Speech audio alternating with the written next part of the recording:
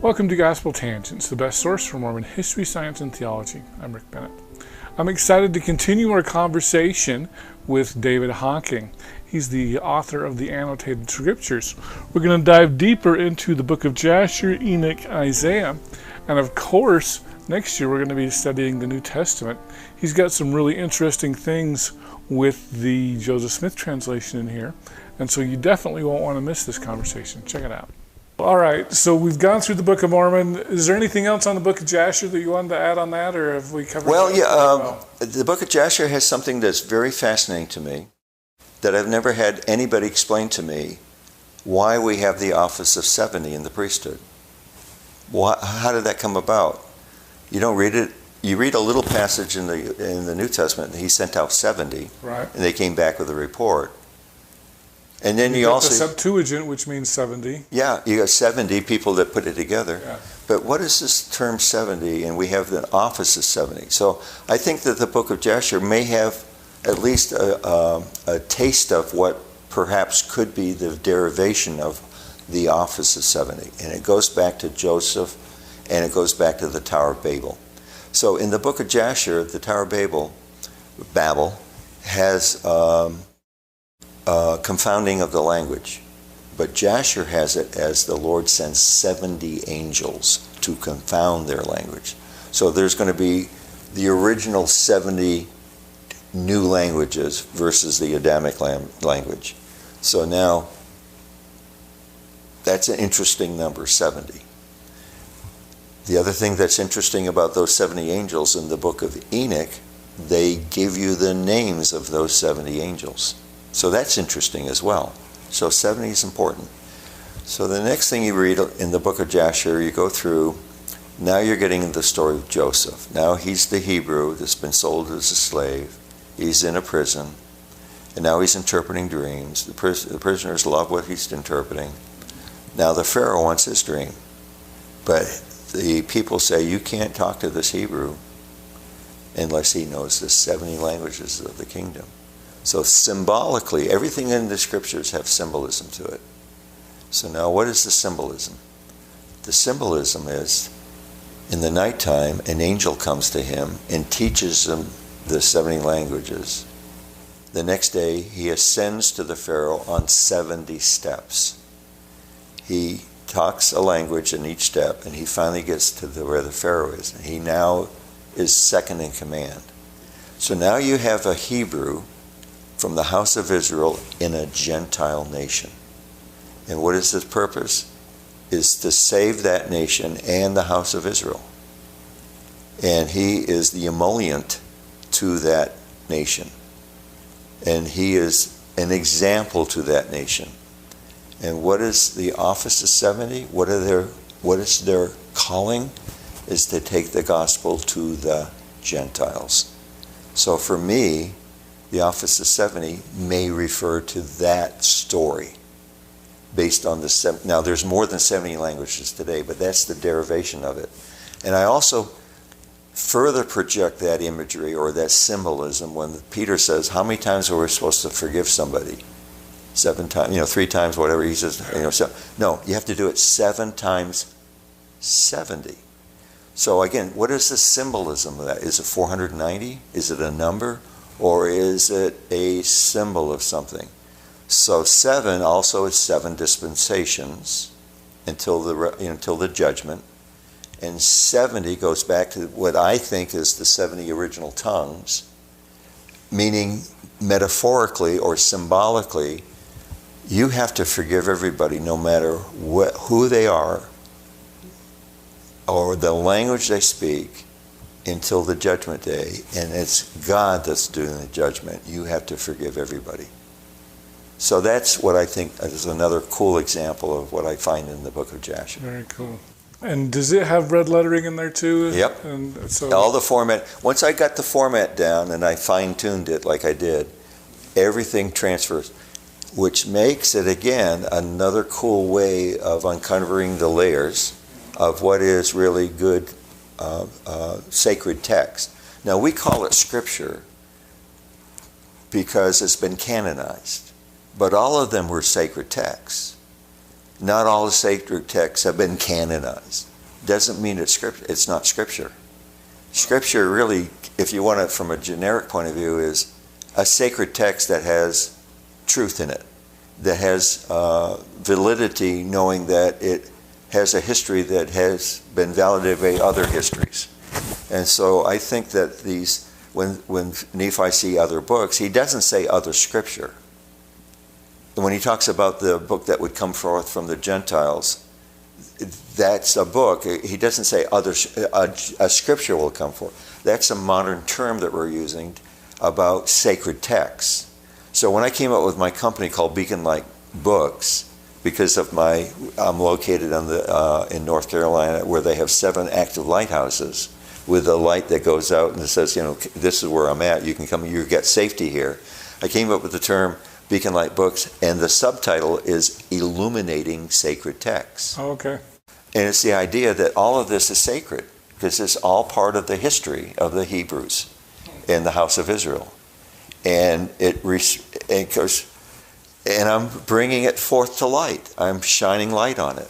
And I'm then elevating it to the fact that we're finding these little breadcrumbs throughout these texts that support the revelations that Joseph Smith received. Well, cool. So Book of Mormon was first, Book of Jasher was second. What was your third book? The Book of Isaiah. Let's talk about that. That one came about because that's a commandment of all of the Scriptures, or all the books, if you want to call it, that the Lord said that, a commandment I give unto you to search Isaiah diligently. And it pricked me when I read that again. I go, who has really? Avrion Gileadi, he's famous. That's his specialty. He's a Hebrew Jew that is converted, and I honor him. I respect him. I feel intimidated by him. He is a scholar. I am not a scholar. I'm just Dave Hocking in Raleigh, North Carolina, on a computer screen, researching on my own. However, I wanted to do something that was unique, and what I decided to do that would be fresh, that no one had ever seen before, is to take the differences in the Book of Mormon and highlight them in the King James Version of the Book of Mormon. So what I do here in my annotated edition of the Book of Isaiah, unlike Avrion Gileadi that does his own translation of the Hebrew text, I'm taking the King James. But instead of just using the whole King James, I put in bold bracket and bold text things that are in the Book of Mormon that are not in the King James Version. And I cross out or strike out words that are in the King James Version that's not in the Book of Mormon. Okay. So what that does, it visually tells you that what does the Book of Mormon contribute to the Book of Isaiah? And it's remarkable what comes out. Mm-hmm.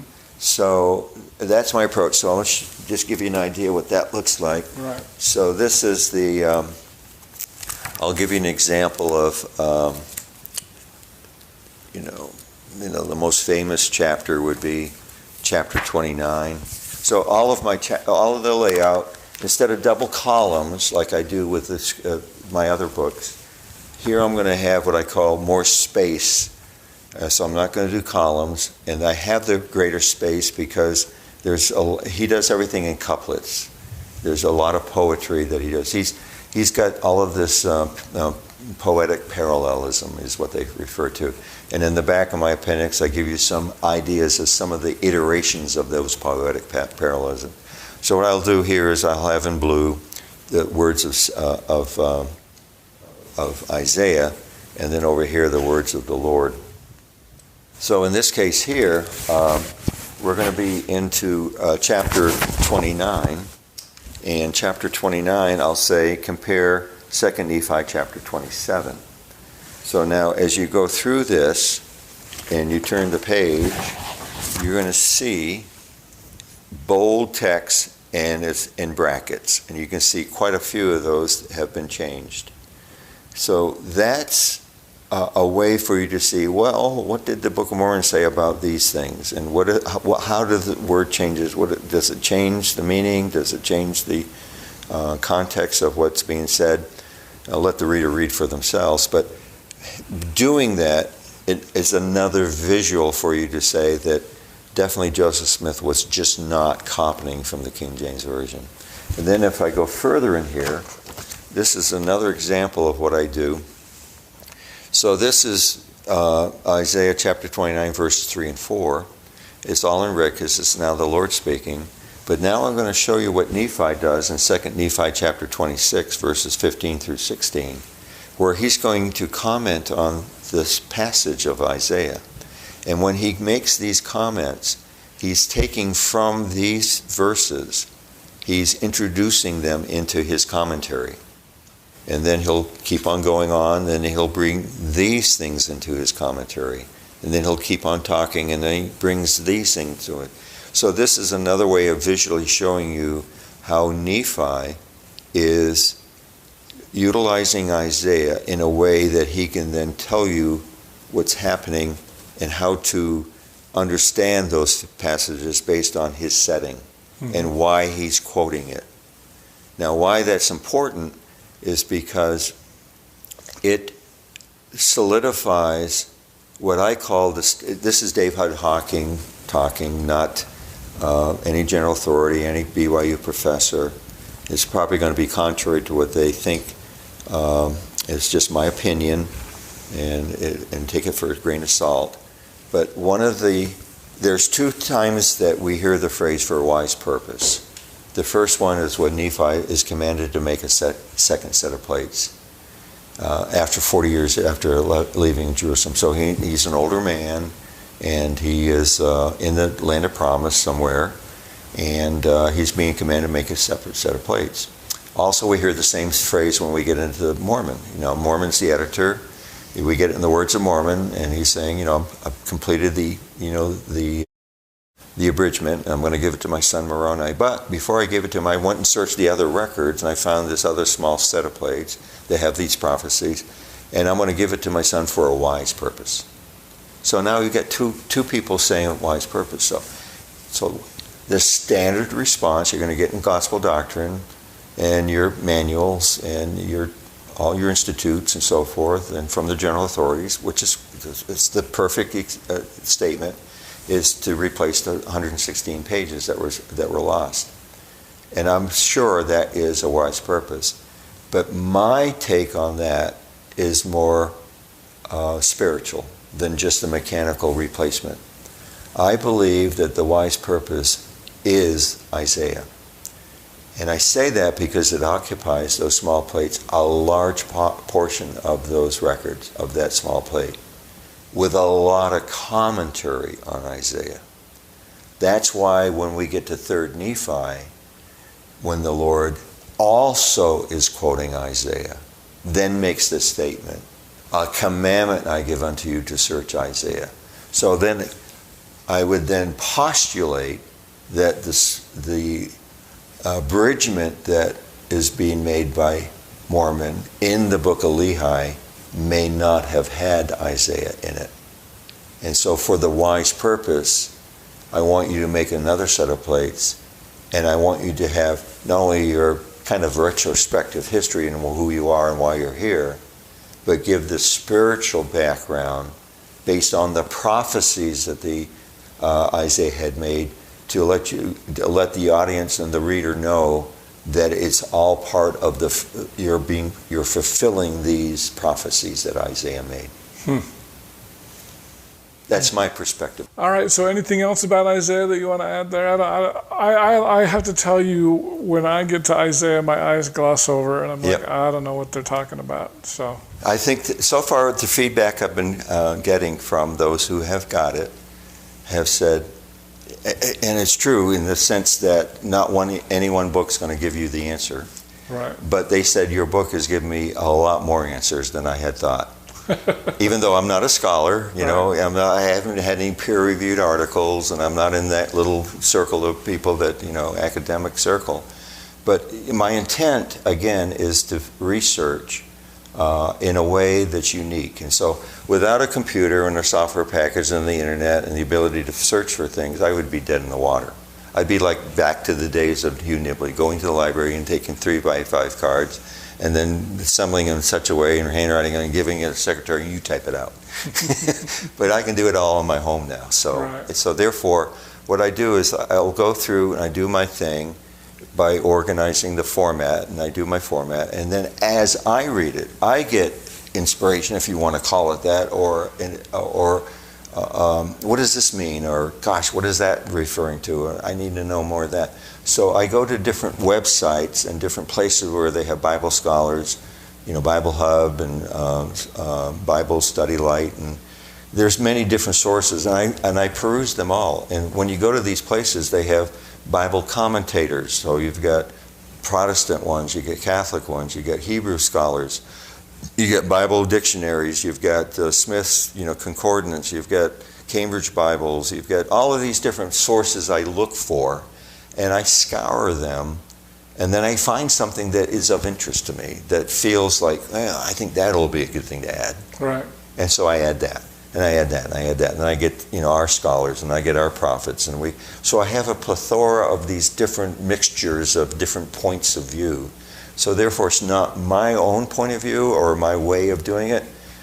I'm letting them speak so that you can get an understanding of what they think. Mm-hmm. And I think that is a refreshing.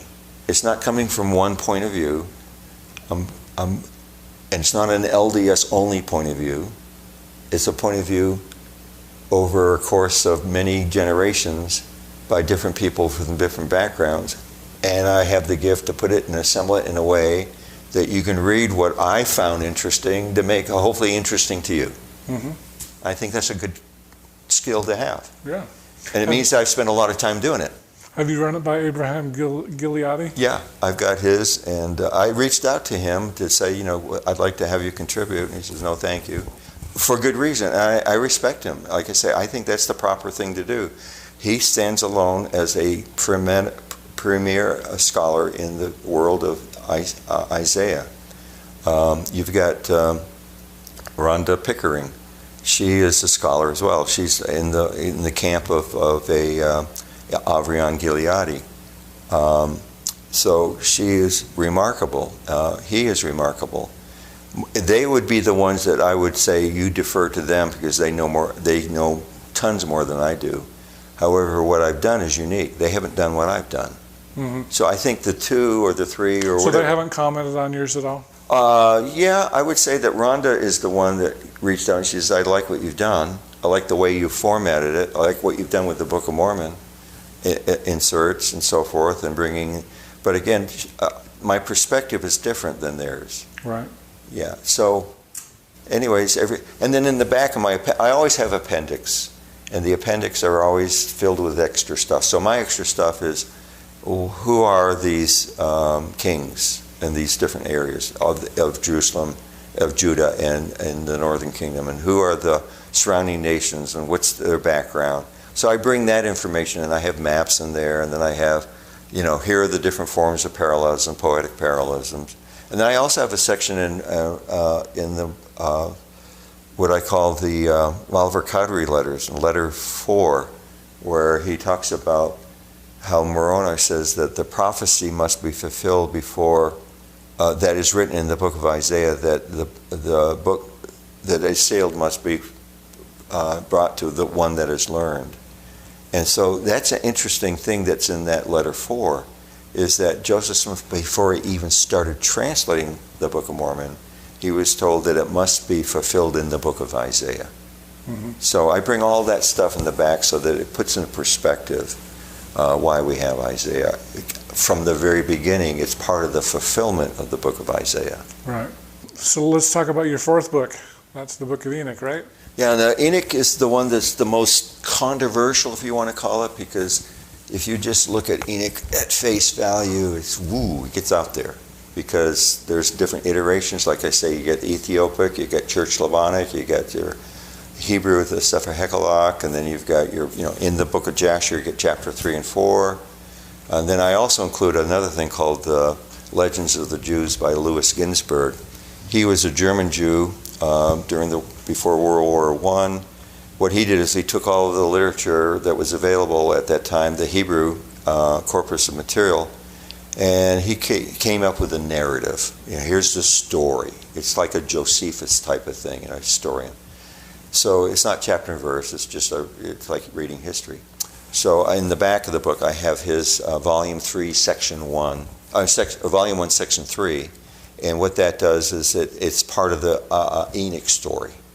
And again, it's called The Legends of the Jews by Louis Ginsburg.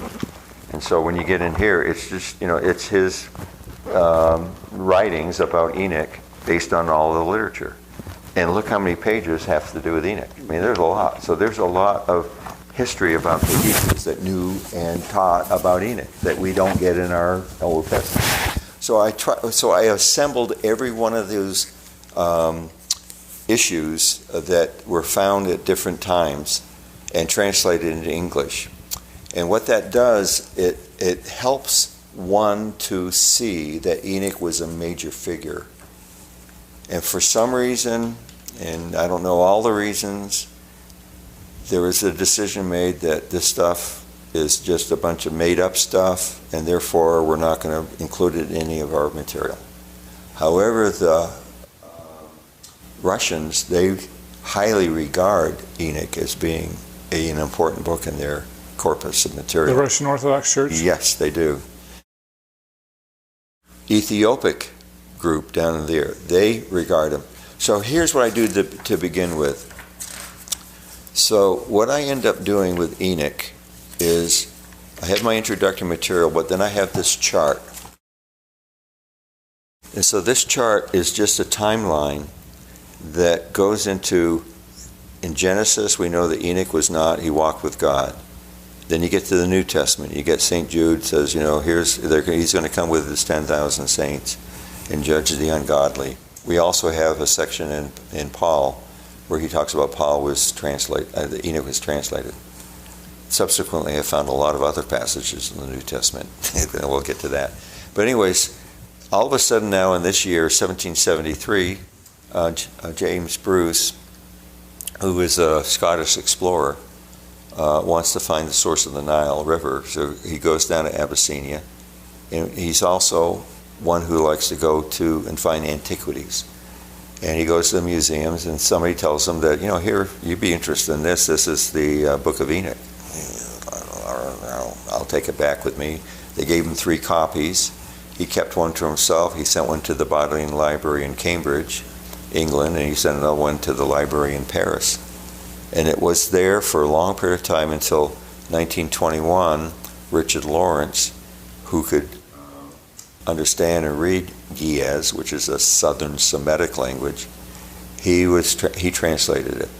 And it was in a manuscript form in the library, sat there until 1838 when it got put in a book form. So then it goes from there, and then you've got the timeline that Joseph Smith receives his revelation, and these other books come about. So I put it in this chronology, telling you the main events. So it sets the stage so that when you get into your first chapters, you're going to be reading what was the Ethiopic. So when you start from the beginning, you're going to see my highlighting like I did with the Book of Mormon and all my other books. Anything of interest to me, you'll see extra material down here. And then it'll go on and on and on. You'll see all of the and there's multiple comments I'm making because I'm finding connections left and right. I mean, they're everywhere. So at the very end of the book, I then compile all of that into charts. And so for 16 pages, I take a look at every one of these issues. The first Enoch, which is the Ethiopic, the second Enoch, which is the Church Slavonic, the third Enoch, which is the Hebrew, and I compare passages from the book of Moses that Joseph Smith received as a pure revelation, and I compare specific passages with passages that come from these various editions. And I have page after page after page after page of these comparisons. Oh, wow.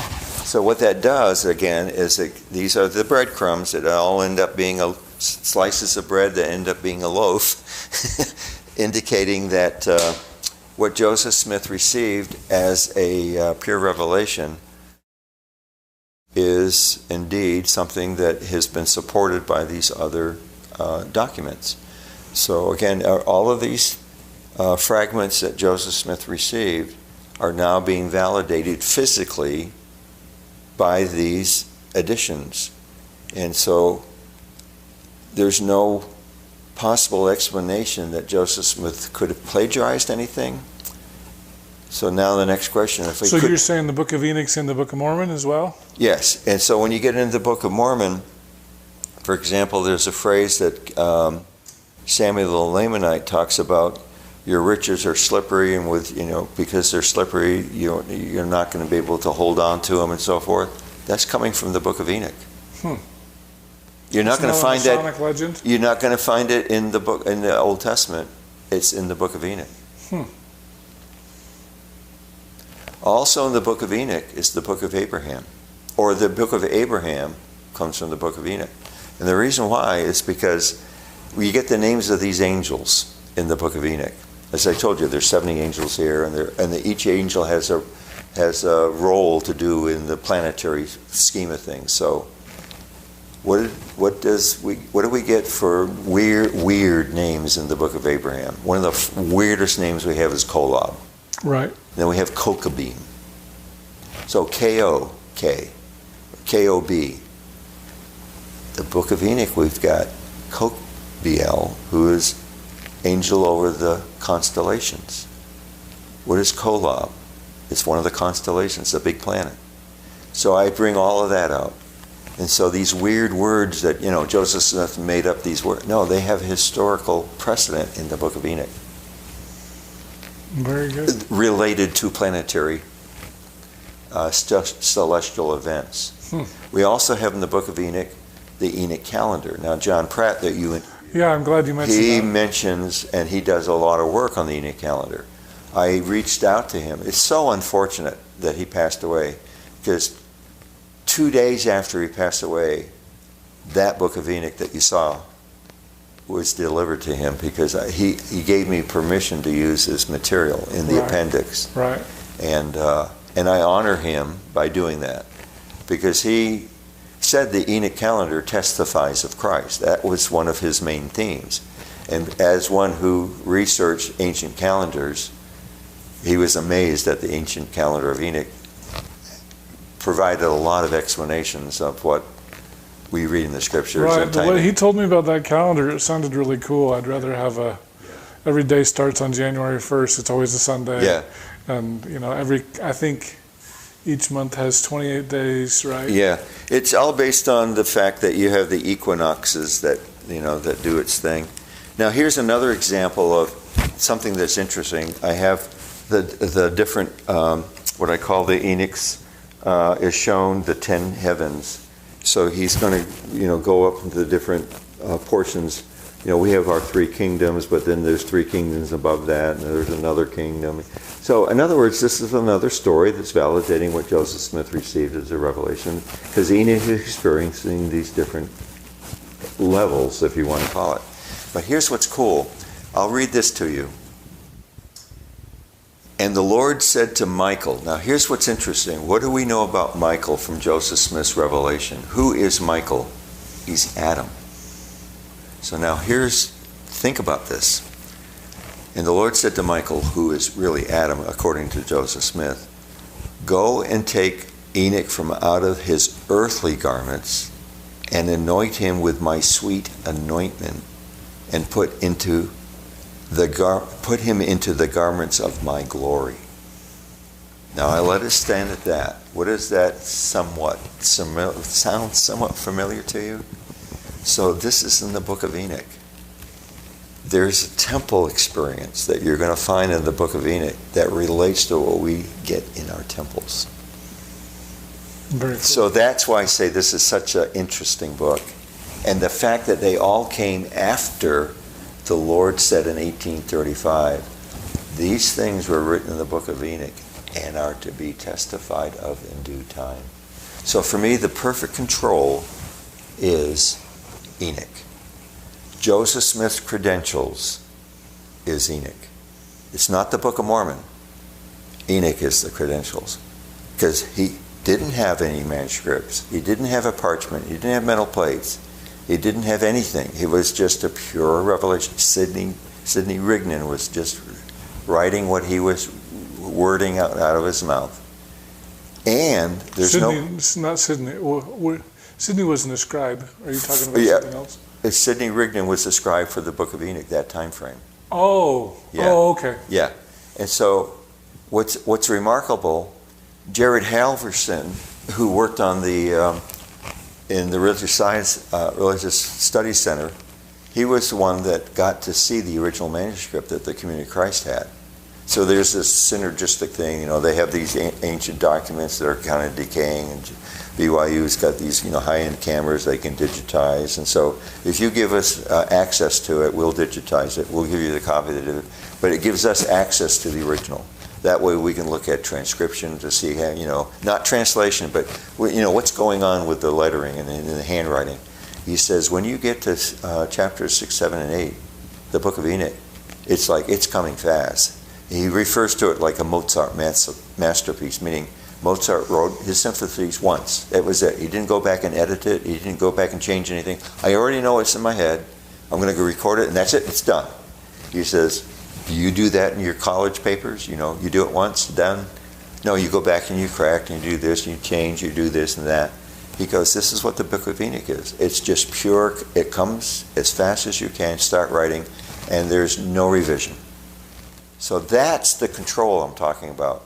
As a scientist, when I worked in research, you always had to have standards and you had to have controls. So now what is the control for for Joseph Smith? It's actually the Book of Enoch. Because there is nothing that he has in front of him. He's not plagiarizing anything. He's not copying anything. It's just words out of his mouth being recorded. So let's take a look at those words that's recorded. And the provenance of that is solid as a rock. And let's compare it to these fragments of other things that purport to be Enoch over many years in different languages and different cultures. And how does it stack up? It's clean, it's precise, it's clear-cut, it's rock solid. He is a revealer of ancient texts. Very good. All right, well, did we save the best for last with the New Testament? Yep. So this is my, let's say, what I consider my culmination of all what I've learned and how I format, how I create what I call the visual way of learning, the elements that I've done throughout, and also my learning curve with the software and what I can do with it, and how it enhances my work. So again, as I said before, without a software package, without an internet, without my ability to learn that software, I'm self-taught in everything I've done. I've never had a program, I've never been to school for any of this stuff. I'm truly self-taught. I feel I might have had this in the premortal life, or who knows what's happened, but I just know how to do it. But this is the culmination of it. And I chose as a cover an equivalent cover to the Book of Mormon. So we know that when I came up with this cover, we made the decision that we'd have a picture of the Savior on it, because it's another testament of Christ. And usually when you have the New Testament, it's just as the New Testament, but I wanted to make it look like the Book of Mormon cover that we chose. So now it's the New Testament of Jesus Christ. And so by doing that, I've separated it as a unique way of saying that this is a special volume. And then I say, it's the Joseph Smith translation, the 1867 first edition. So in this case here, what I do is I take the actual text that's online, and you can download it. It's 1867. It's in the public domain. You can look it up on Wiki, and you'll say it says it's in the public domain. And so I introduce every.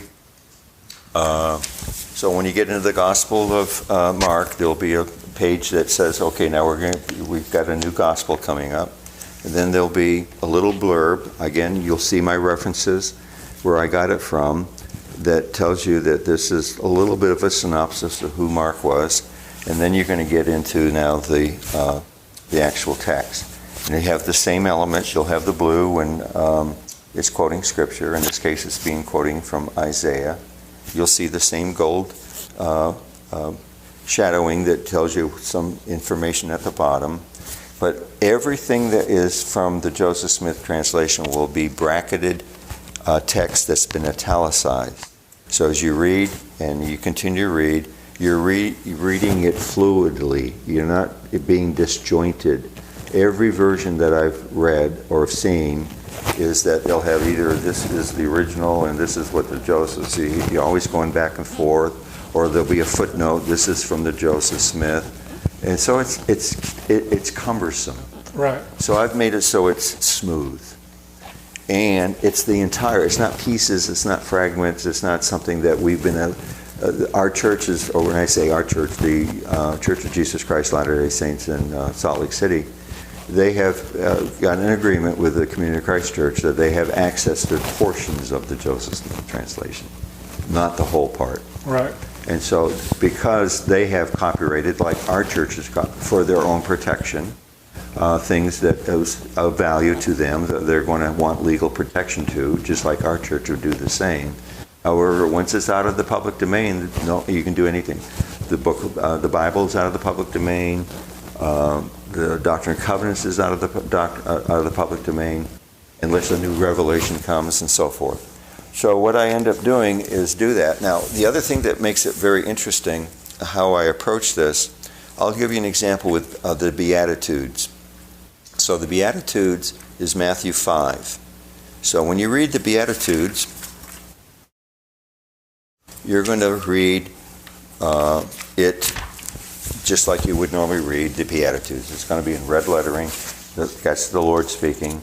But now you're going to turn a page, and there's going to be 2 insight pages.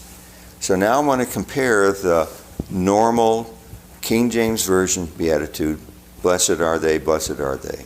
But right next to it, I'm going to give you the Joseph Smith translation of the Beatitudes. And look at the white space here. Mm-hmm. Look at what's being added. Now, all of that is bracketed because that's coming from the new translation. Not a phrase or two. It's not Adam Clark that's making this. This is Joseph Smith. You know, I don't want to get into the controversy. Oh, I do. Yeah, but you know, there's a lot of new stuff. Yeah, there's a few things in there that might be, yeah. But you can't say that's from Adam Clark. It's brand new material. Okay, yeah. But so now I have this comparison side by side.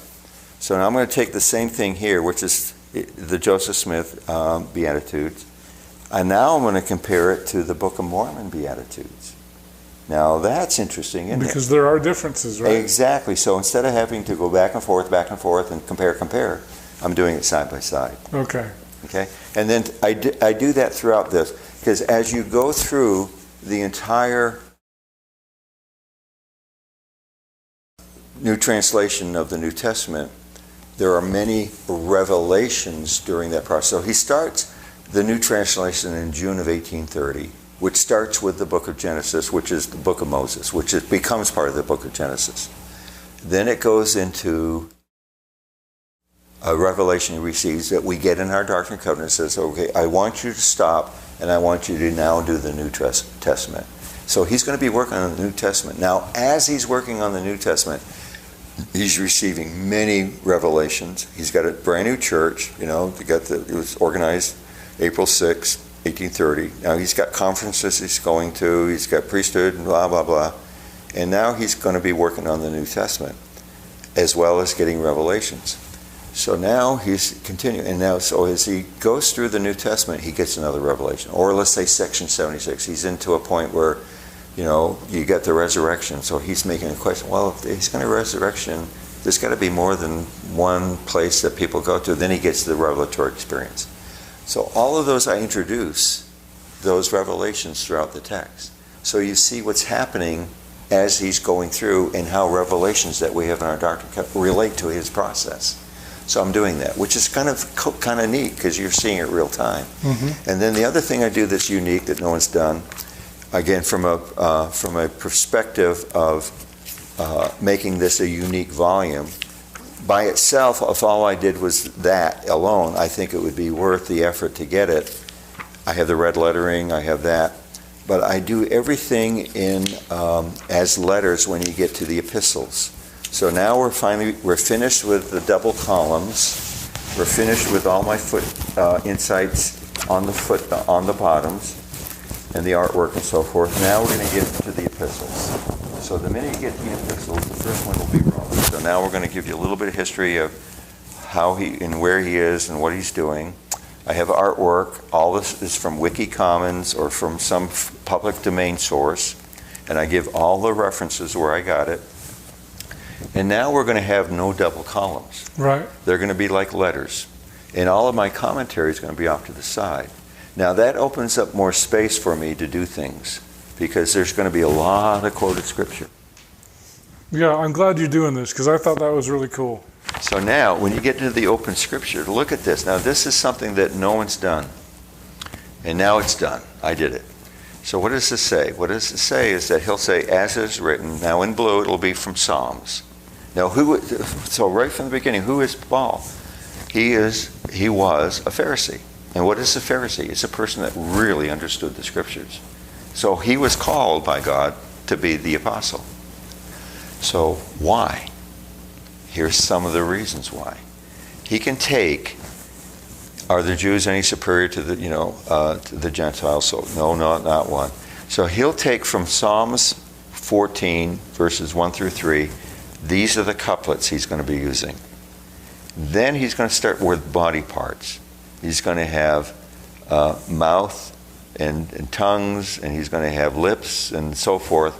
And he's going to pull from many portions of the scriptures all over the place. Mm-hmm. So he's going to go Psalms 5, then he's going to go Psalms 140, then Psalms 10, then he'll pick up Isaiah with the feet, and then he's going to go all the way back to Psalms 36 with an eye. Yeah, that's really cool. So now having it done this way and having it in blue and then highlighting where he's getting it from, that's worth the price of admission. Right. Because you can see it. And it's a visual. And it's poetic and everything. And you can I have so much in there. It makes so much more sense. I think it's really cool. So, to me, this, my audience, you're listening to me, I'm going to be a salesman here. I think this is essential for next year's Come Follow Me. It's on the do. This is the first time we, as members of the Church of Jesus Christ of Latter-day Saints, have the privilege, the honor of actually seeing what was commanded of Joseph Smith to do as part of a branch of his calling is to do this. Mm-hmm. Now we have it in our hands. Now, yes, it's not coming from the corporation of the first presidency or the legal department, and they haven't gone through it. It's in the public domain. Mm-hmm. And no one's going to beat you up saying you've got a copy of it. You can sit there with pride and say, I finally can read what Joseph Smith did as part of his calling. And I am so grateful that I have it in my hands. And not only that, but I have such a unique way of learning it and understanding it that it is something that should be in every LDS home. And I'm not doing that for my own glory or gain. It's because it's essential you have this in your home because this is part of his calling.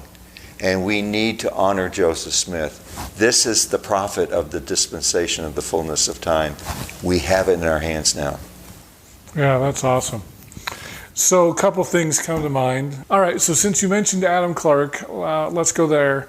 One of the things that Thomas Wayment, professor at BYU, said was a lot of the little one or two word changes come from Adam Clark, not the revelatory sections like you mentioned, right?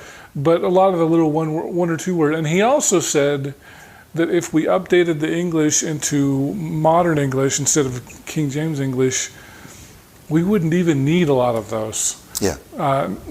Ignoring the revelatory passages, which you mentioned. What are your thoughts on that? I would say that that's probably 99.99% true in the sense that there are many, many places as you read what I've done where it's one or two words. Instead of which, it would be who. It's more proper. Mm-hmm. God which, God who. So Did Joseph Smith go to those commentaries by Arnold Clark? There's a good possibility he did. Do we have a record? Is there any provenance that we can point to that would say we definitively know that he had access to those commentaries and he tediously went through that? I would argue the following. Without Weymouth's scholarship and his other, which I respect highly, in fact, he is superior in every way to who I am as a human being.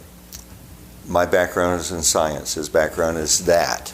He's done more work and more research in what he knows than I'll ever know about what I've done. Having said that, I would say the following.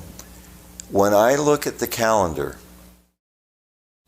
and I look at 1830, 1831, 1832, and 1833, and I go from June of 1830 to July 2nd of 1833, that's within about a 3-year period of time. By the time he finishes up, he's only 28 years of age. And during that time, he's receiving roughly 58% of all of the revelations that we have in the Doctrine and Covenants. Think of that. What an output during that time. And it's during that time he's going to conferences, he's having meetings, he's traveling, he's got a family, receiving revelations. Where does he have time to sit in the library and go through and research this stuff? That's my question. He did that between 1820 and 1830. Well, 1830 to 1833. You're looking at a 3-year period of time where so what I'm getting at is that where's the time for him to take and do research like Weymouth has? Weymouth can do the research. I respect that. I mean, there's no doubt. But there's so many passages that do not come from Clark. Is Clark being inspired? I would say yes. Did Joseph Smith get inspired? Obviously he did, because there's things that Clark never had. So therefore, I would say it's a combination. It's a combination of Joseph Smith authentically, based on what I just showed you about the book of Enoch, that he was a revealer of ancient texts. He had a gift that's unexplainable. We have to have faith. Without faith, we can't go and move forward. It is the essential of our gospel. If we reduce everything to physical evidence, we will never get there. And those who want always to look for the physical and ignore the faith, they're missing something. And so I want to just say that I have the faith, knowing what I know, looking at the calendar, looking at time, and what humans can do within that time, within the environment of that day and age, and what's available to them in that day and age, and looking at the output of what happened during that time frame, and looking at what's come forth that is coming after his life on the earth, I would say unequivocally, I have the physical proof that he was a revealer of something that is unexplainable. And therefore, I have the faith and the testimony that Joseph Smith is indeed a prophet, seer, and revelator. Well, cool.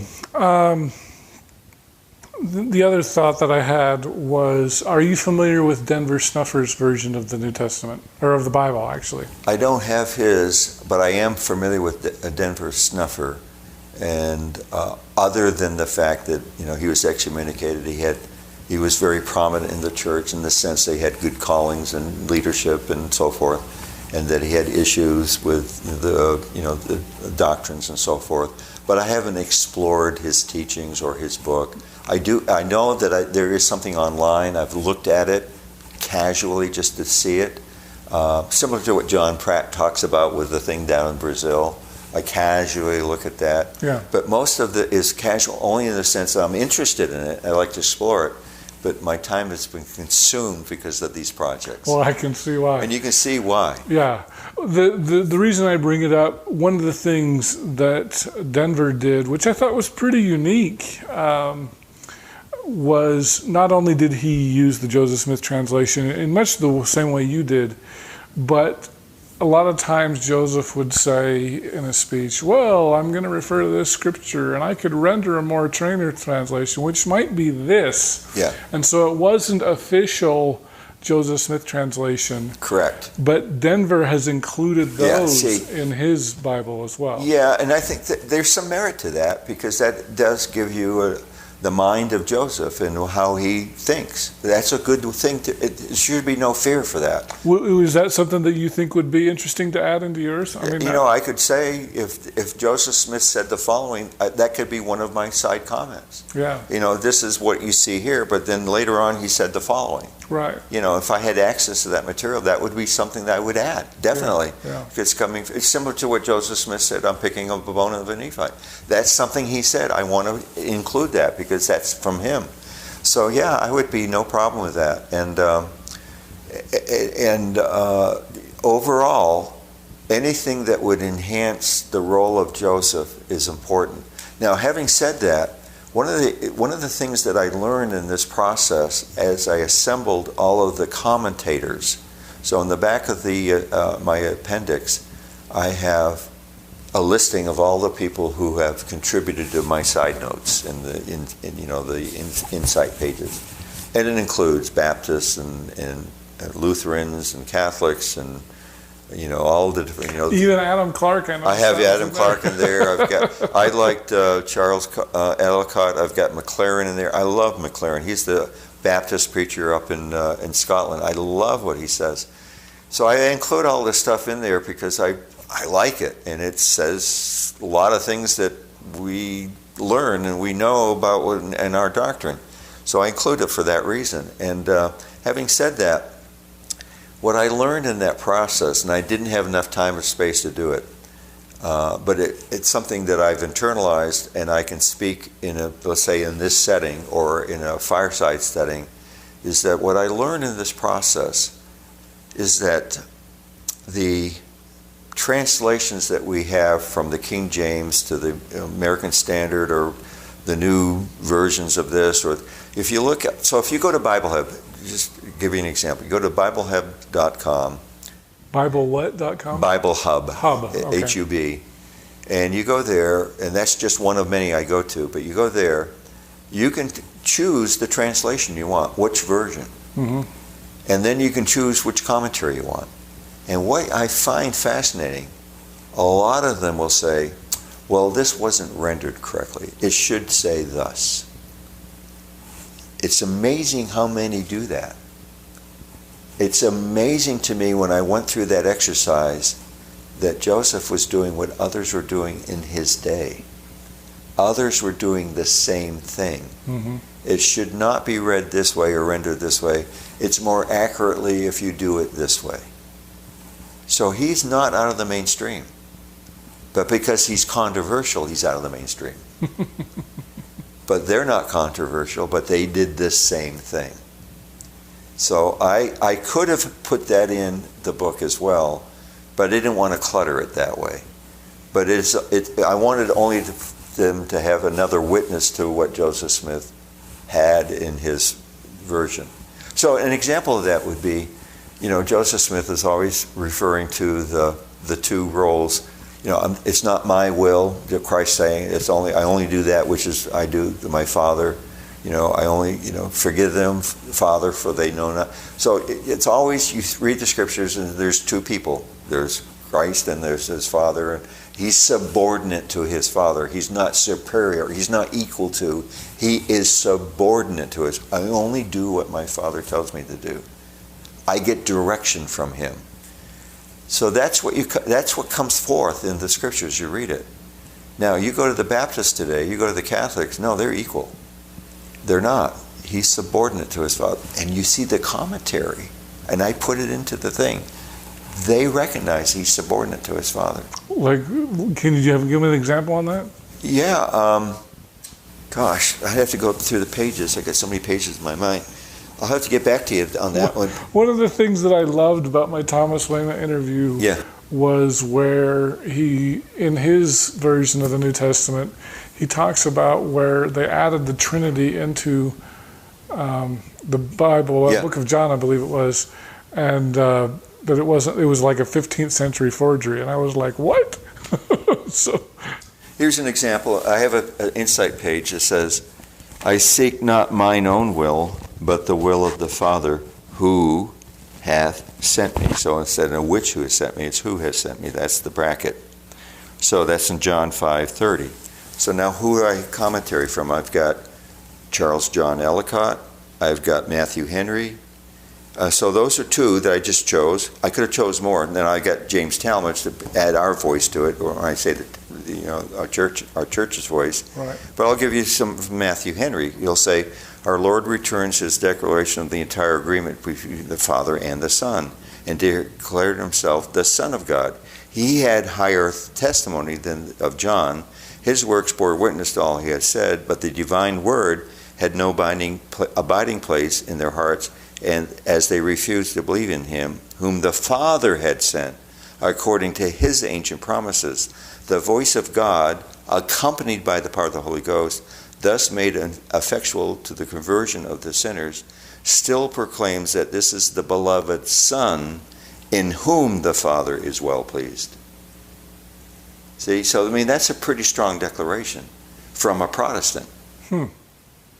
And Ellicott does the same thing. The verse is the expression once again, but now with special reference to judgment of the thought with which the discourse opened, and which runs as a current throughout the whole, as in all his works, so is in the greater works of life-giving and judgment. The Son cannot act apart from the Father. The judgment must be just, because it is not one of an isolated will, but one in accord with the eternal will of God the Father. He seeth the Father's works, and in like manner doeth them. He heareth the Father's will, and that alone he seeketh. What page is that on? That's on page 130, 163. 163. So, I mean, those are strong emphasis from theologians that are Protestants. Right. Very interesting. That's good research on my part. Finding this stuff and putting it in the palatable short statements along with a picture. So it becomes visual. That adds emphasis to a little phrase. So you get this little phrase, one verse, but now I want to expand that with these other points of view. And they're not only our point of view. And that collectively are other witnesses to what we learn. Very cool, very cool. Yeah. Well, what are you working on next?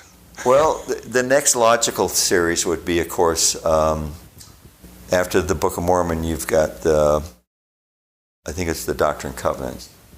Oh, really? Not the Old Testament?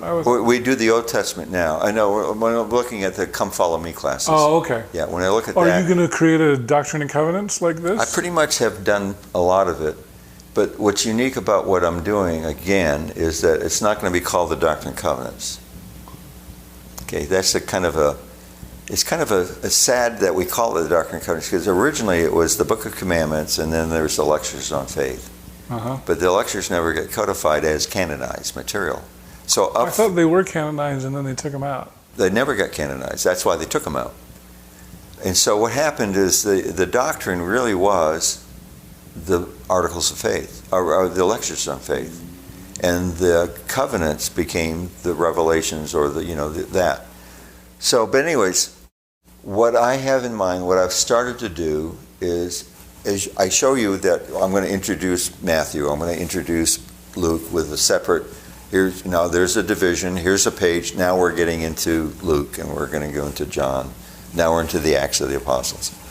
So what I've got is sections based on the chronology of his revelations. So I'm going to be calling it the Revelations of Joseph Smith, in chronological order. Now, I love that. So what happens is their story is unfolding. You actually get a story with it. Yeah. You don't. It's not jumping around. I've always wondered why we jump around so much, because I would love. That's always been one of my things. I want to read it in chronological order. And I'm working on it. That's cool. So the first section that you're going to get in my section is the coming forth of the Book of Mormon. All of the revelations that are early on have to do with that. Interesting, isn't it? Yeah. So you see it now progressive.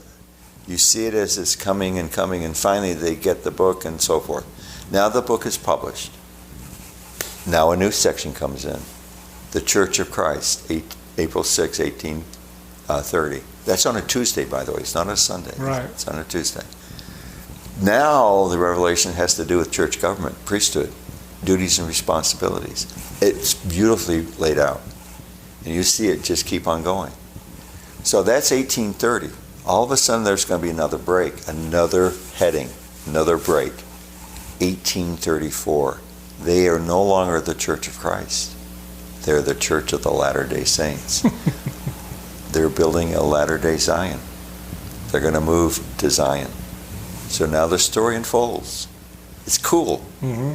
So then you get 1838. Thus shall my church be called in these last days, the Church of Jesus Christ, of Latter-day Saints. Now you're getting line upon line, more and more doctrines, more and more stuff that's completing, finishing up the great dispensation that is being given by Joseph Smith. Now we're going to get temple, we're going to get so you're seeing the story develop. It's fantastic how I'm laying it out. But I'm including other things that have not been canonized. Oh, really? Yeah, so the idea is that these are the 1886 polygamy revelation with John Taylor? Yeah. Yeah, but it's going to be on Joseph Smith up to his point. Okay. But there are, for example, when he was on the Zion's camp, he had a revelatory experience. The heavens were opened to me, and I know this man was named.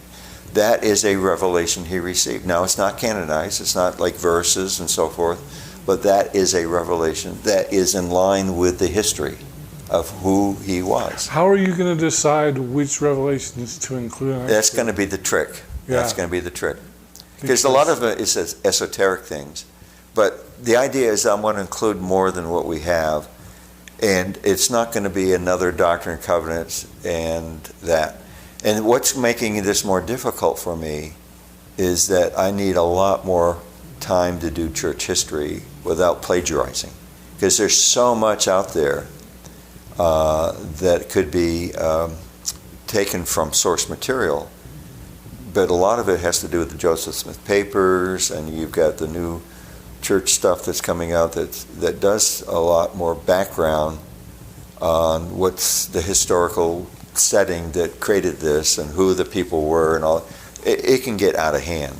Mm-hmm. But if I focus in on the chronology, and I focus in on the synopsis of the history and the people with the way I do my insights and the way I do what I do, I think it has some merit, because that way, and then I'll have to do a cross-referencing that if somebody wants to go to section so-and-so, they'll be able to easily go to that, because it may be out of sequence. It could be, for example, section 1 in the Doctrine and Covenants does not come but later. Right. So therefore, if you want to go to D&C 1, you're going to have to go to page 56 or something instead of page 3, Right. So, but I've already got a lot of it done. That's cool, because I've always wanted to read the Doctrine and Covenants in chronological order, but it's too hard to go to the back and then forward. The other one I'm working on that's going to be I think will be the one that might cause me to have some dialogue with the intellectuals, if you want to use that term, or the brethren, if you want to use that term, is that I am already halfway through the 5 books of Moses by integrating into one whole your Genesis chapter 1, which is a prologue to Genesis. Moses chapter 1 is a prologue to Genesis chapter 1. And it's comparable to the book of Jubilees chapter 1. Book of Jubilees was written in Giaz language, like Ethiopia text of Enoch. And it's translated in 1902 by R.H. Charles, that also translated the book of Enoch in 1912. So I've taken that first chapter, and Ethiopic book of Jubilees is also known as the Apocalypse of Moses, is vision. And so therefore, I start out with Moses chapter 1, highlight a few cool things about him going to the mountain, conversing with the Lord, and then being told, you write this in a book. Jubilees has the same scenario. He goes to the mountain, has a conversation, and is told, now you go write this in a book. So I put those together. Then now you're going to get to Genesis chapter 1 compared to Moses chapter 2. So I put in bracket. Oh. And so now you're going to read like I do in the Joseph translation. Everything that flows naturally, including Enoch texts, because we get the book of Enoch, don't we? We get the book of Jasher in there, don't we? Because they're part of it. See how I'm working this through? And then all of a sudden you get the story, you get Joseph of Egypt, you get Jasher in there, because it's so rich. And then all of a sudden you get Abraham. We get Abraham first. Get the book of Abraham in sequence within the 5 books of Moses. Oh, wow. And then I have Enoch going to validate the Abraham text. See, so I bring all this stuff as one whole. So the guy I talked to on the phone, Dr. Rust, Professor Rust, when he was on the phone, he says, this is earth-shaking what you're doing. This is monumental what you're doing.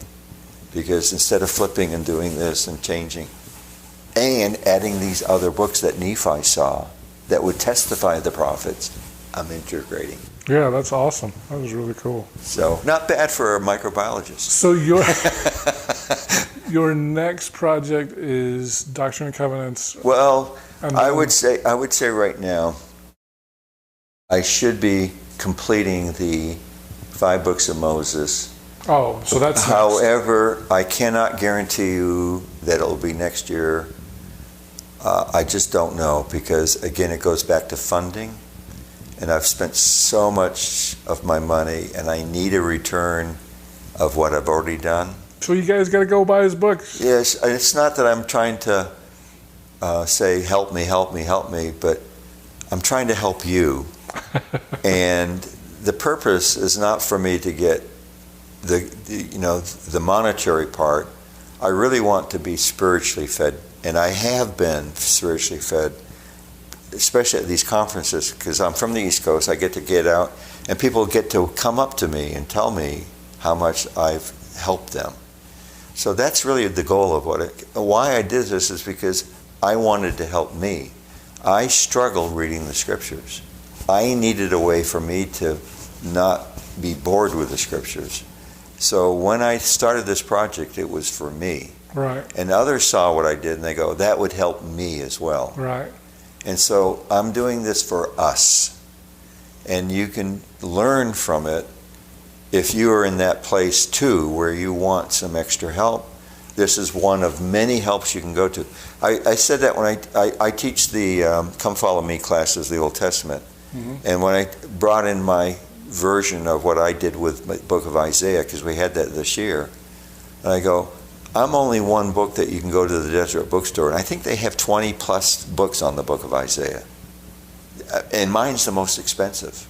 And I'm the least credentialed of them all. However, I have something that no one's done before. So these are for sale at Deseret Book? All of them. Oh, nice. And Costco. Wow. And Amazon. And you can get them through the Firm Foundation. You can get them through Digital Legends Press. Right. So Boyd Tuttle is my publisher, and so he has them on his website. Rod Meldrum has his website. You can get them here out in the West. You can get them through these bookstores and the Costco stores. Out in the East, we don't have them. They don't sell them in the Costco's. That's not where the LDS community is. Right. However, I do have a website, and it's Beacon Light Books. Just go to beaconlightbooks.com, or you can email me at drhocking. That's like Dr. Hocking at Gmail. It's David Robert shortened to Doctor, and at Gmail, and just call me or email me, and I'll work with you. It's not. There's no standard price. I have it on my website. I pay for the shipping. I can sign books. They are my property. I bought them. It's my labor. It's my effort. How I distribute it is through Boyd Tuttle. He is the publisher. He has the right to set pricing and so forth and so on, so that we don't dilute, the market and get competition. So we have to maintain what you call marketing integrity. However, having said that, since I'm the owner and I'm not the publisher, but I'm the owner and have paid for them, and I inventory them and I can sign them, I'm free to do what I want with my own property. Mm-hmm. And I'm not here to assert any other mechanism for you to get the book. However, if you want to talk to me, I love it when people call me. I love it when people want to have interaction with me, because it's human to human. It's brother to sister. It's brother to brother. And it means a lot to me when I have conversations with people. Mm-hmm. Because that's my goal, is to talk to people and to get people to help. And it's so rewarding. I mean, it's emotionally rewarding to me. It's a spiritual experience for me when people, I get emotional here, but when people tell me how much I've helped them. And gosh, that is a good feeling. And boy, is it worth it. I mean, I could lose all that I have, and if I have one person, and I have now hundreds of people tell me, Brother Hocking, God bless you for what you're doing. You have made a difference. Wow, that makes me feel great. That's awesome. That's awesome. So, 5 Books of Moses is next, and then you're working on the DNC as well? Yeah, it's a project I have ongoing. Those are your next 2. Okay. And then you'll have to figure out something else to do, I guess. Yeah, who knows? And by then I'll be, 75 or 74, and if I keep on going, hopefully the software can last through these different, upgrades that they do with Word and all that, with not Word, but with the Windows. I guess we're into Windows 11. Yeah. I'm hoping it's compatible. I have to get a new computer now, because I got one that, when I came to the conference, I have a VGA that I have a converter that goes to HDMI, but somehow the converter is messing up their system. Oh. And so I have to put everything on a flash drive and then get can I borrow one of your computers? Yeah. So here I am trying to make money, and you can tell you don't have much because I can't even get an extra computer. So the books are really pricey. I understand that. But there's a reason. They're full color, and they've got. But the reason why we did it is because we wanted to make them really special. We wanted to make them heirloom quality. When I say we, that's Rod and I, and Boyd Tuttle. And Boyd helped me with the what I call the look and feel. I had it in a different color format, and I had a different kind of a feel to it, and it was good, and people loved it. And that's what we took to the Scripture Committee, and they loved it. But his market survey was, this is kind of old look. Let's freshen it up with the blue and the gold. I chose all those. In the software, you have what you call the color combinations. Mm-hmm. You normally on a video you have RGB, as you know, right. Red, green, and blue. Whereas in printing you have CYMK. That's cyan, yellow, magenta, and black. K is black. And so you blend the different, blendings of the numbers, if you want to call it, to come up with a color. Right. So I blended whatever you see color in my book, it's the blend that I chose. Right. But the blend I chose on CMYK was being visualized by a RGB monitor.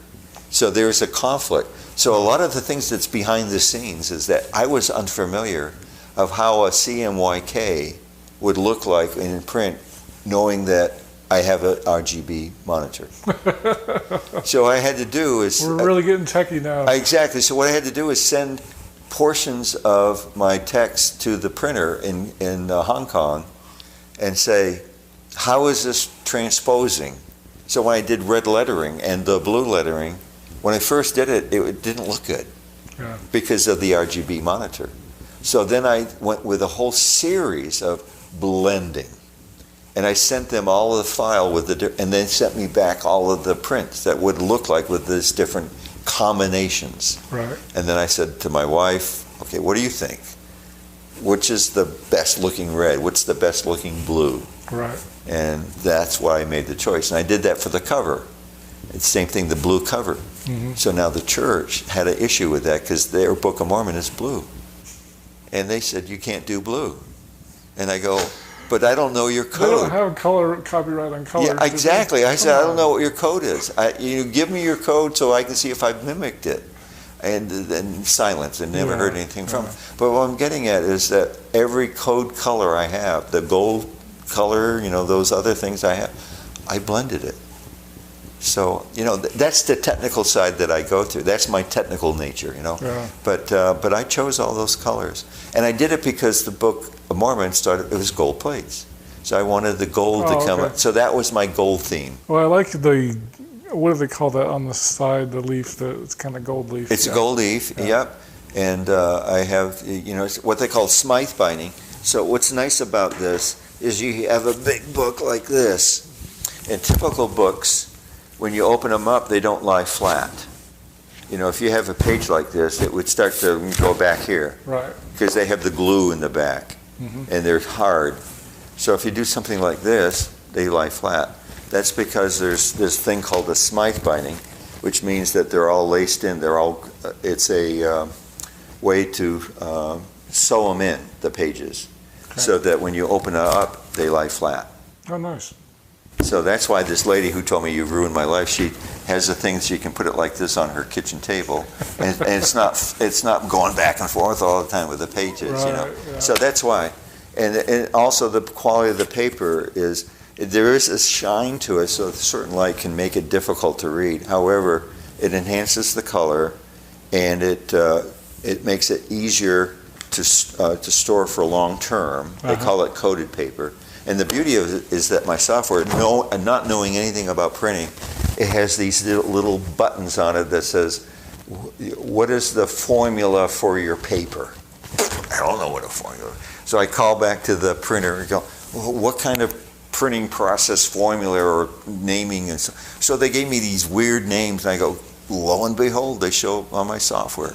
I get to pick that little button and click on it, and that's what they're going to use. So that's why the quality of the printing looks so good, as well as the images. So the software I'm using has a built-in photo editor. So if I download, these are all what I call public domain pictures, and I label every one. Here's where I got it from. Here's where I got it from. But they could be very low resolution. Yeah. And so I need to upscale them to make it look pretty. Well, the software is built in to do it. And it has color correction. I can go in and correct color. Wow. And so the printer was impressed. They go, what software are you using? Like, it doesn't exist anymore. I got it out of England. It's called Page Plus. And they go, wow, this is a good software package. That's why it looks so nice. All of my books have a beautiful... You don't want to upgrade your computer, it will break it. Yeah, exactly. But anyways, it's a little technical at the end here. But what I'm getting at is that these are high-quality printings with a lot of thought behind it. And that's why the price is a little higher than a normal, just standard print. And it's an heirloom quality, meaning that you should be proud to have it in your home and have something that says this is quality. Yeah. Well, that's exciting. Well, any last thoughts before I let you go? I want to thank you, Rick, for having that short little conversation at the conference, because I've watched your work that you've been doing, and I admire you for what you're doing and why you're doing it, is to get this out there so that people who are like-minded have an ability to see what others are doing, what's in their heart and their soul, and to expand on it and enlighten people and give them an opportunity to see who these people are and how they think and feel. And I thank you for that, because you've given me a wonderful opportunity to give those who don't know me to know a little bit more about me and why I'm doing what I'm doing. And thank you for that. Well, I appreciate that. And so this is kind of a labor of love. I just love doing this, love talking to people like you. And so thank you for all your hard work, and go buy his books. They're awesome. You can get them autographed. I bought them this weekend because they're, I know, on the price list, and I don't know if that was a special price. It was. They start at like $75, but if you get all 5, I got them for like $200, which I thought was a pretty good deal. So, So that was only $40 a book. So, so I don't know if Boyd Tuttle's still doing that, but So check it out. But you go to Dave Hocking's little beacon light, or you contact me, and I'll help you. If you need some help, let me know. I'll help you the best I can. Amazon. Check out his website. Give us one more time. BeaconLightBooks.com. BeaconLightBooks.com. Digital Legends. Check that out. Yeah, or Firm Foundation. Yep. So they're all. You can get them all these places. So all right. Well, David Hocking, I thank you so much for being here on Gospel Tangents. And thank you for allowing me to participate in this wonderful conversation. Thanks. I hope you enjoyed our conversation with David Hocking. David, thank you so much for sitting down with me. I think you've put together some amazing resources, and I hope people get more acquainted with them. Once again, at Christmas, get a copy of the New Testament so that you can study more and learn a lot more about that. So he's put an amazing New Testament together. In our next conversation, we're going to stick with the New Testament, and this time we're going to talk to BYU professor Dr. Trevin Hatch, and we're going to get more acquainted with his book. Especially, he's got an amazing book called A Stranger in Jerusalem, which talks about Jesus. I wrote it with undergraduates and beginning graduate students in mind, like my students at LSU when I taught at LSU. Okay. Christians, some non-Christians. So I pictured an eager group of upper-level undergrads or beginning grad students who need more, about the culture and the Jewish culture and the background of the world of Jesus. If you like what we're doing here on Gospel Tangents, please become a paid subscriber at gospeltangents.com or patreon.com/gospeltangents. We've got full transcripts on our website at gospeltangents.com. And if you'd like to check out some of our other conversations, click over here. Thanks.